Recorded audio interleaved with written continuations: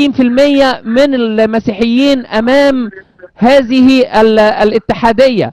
وبيقول كمان انه حتى لو انتوا بتقولوا ان انتوا 15 مليون ورونا كلمتكم يا رجالة وورونا كلمة لا في الصناديق.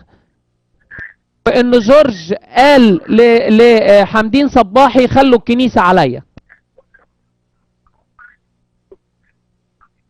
يعني انا برضى بصفوت حجازي وهو كان زميلي في ميدان التحرير ان يكذب، لاني لم اقل لحمدين صباحي هذا الكلام. وانا عمري في حياتي السياسيه عمري ما اتصرفت كإنسي، انا بتصرف كمصري اولا، لان دي بلدي اللي احنا لا يمكن ابدا ان نتخلى عنها. وانا بقول له ما يصحش راجل متدين يكذب، لان دي حته في شأنه.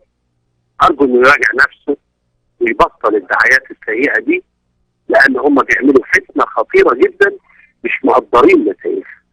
الحاجه الثانيه انه الجمله اللي بتتقال من 60% او 70% من اللي كانوا حوالين الاتحاديه كانوا مسيحيين، هذا كذب وافتراء غير عادي. المصريين كلهم دلوقتي خايفين من هذه الجماعه وخايفين من هذا التيار، وكلهم هيعملوا على اسقاط هذا التيار. وهنشوف في الايام القادمه كيف سيتصرف الشعب المصري. يعني انا برضى بيهم انهم ناس متدينين ويدعوا انهم متدينين وكاذبين، شيء يعني محزن للغايه.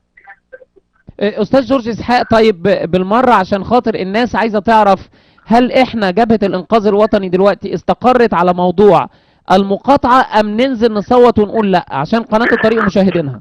لا، احنا البيان بتاعنا النهارده هو عباره عن دعوه الى احنا اولا ضد هذا الاستفتاء، ولكن لانه هننزل نقول لا لان الدستور لم يتوافق عليه.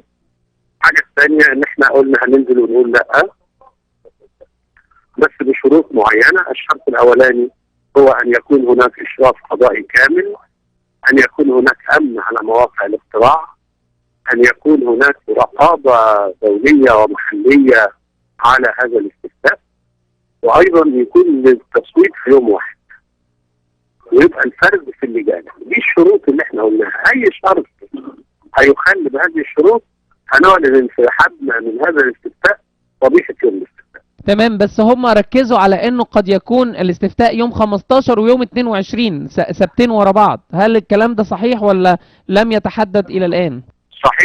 صحيح وسوف تعقد هيئه الانقاذ الوطني اجتماعا سريعا لان نقرر ماذا سنفعل. طب استاذ جورج اسحاق، انا بشكرك جدا يا فندم، شكرا ليك ونتمنى لك التوفيق كمصري. وانا قلت الكلام ده انه الاستاذ جورج اسحاق والاستاذ صفوت حجازي كانوا مع بعض في ثوره 25، وطبعا قلنا الكلام دوت قدامكم على الشاشه وردينا مكان الاستاذ جورج اسحاق. كانت هذه مداخله توضيحيه من الاستاذ جورج اسحاق على ما يحدث على الساحه الان، وايضا